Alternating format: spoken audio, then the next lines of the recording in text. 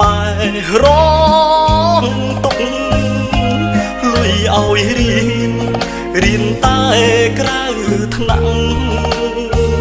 ដើរໄວกับចាន់ផឹកស៊ីជុំឆ្នាំជាតិនេះកូនខុសហើ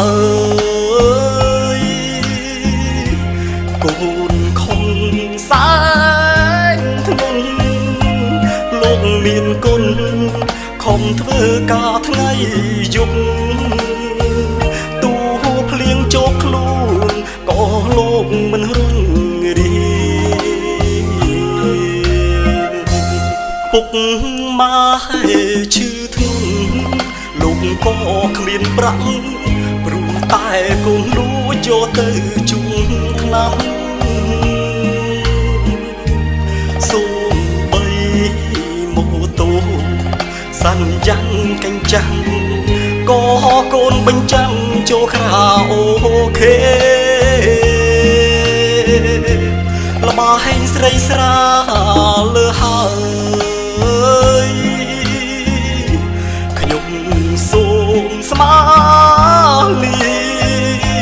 សូមសន្យាកូននឹងផ្ដាច់គ្រឿងញៀនធ្វើ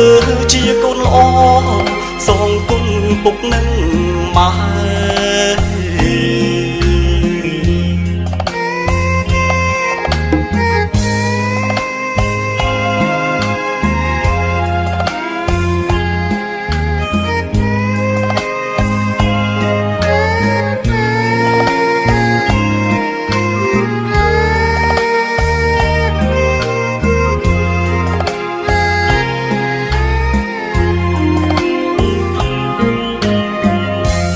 ពុក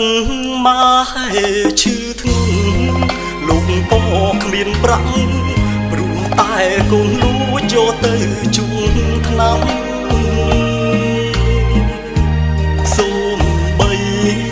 ម៉ូតូសាន់យ៉ាងកញ្ចាំងក៏កូនបញ្ចាំចូលក្រៅអូខេល្បាហែងស្រីស្រាលើហើយខ្ញុំសូមស្មាលីសូមសន្យាកូននឹងផ្ដាច់គ្រឿងញៀនធ្វើជាកូនល្អ